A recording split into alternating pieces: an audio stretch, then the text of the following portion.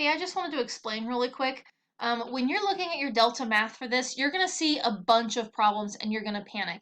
The problem is if I just give you the regular assignment like I normally do, it's going to mix in some problems like this, and this is the answer you guys are going to get, but it's expecting you to factor this farther. And the thing is, we won't learn that until like 3 weeks later. So in order to weed out to make sure you didn't get problems that you would fail because I haven't taught you how to do it, I had to specifically individually pick out which problems I wanted you to do. So that's why when you look at this, it's going to have what feels like a lot of problems. I've just gone through and picked out the problems that are good for you guys. You only need to do 5.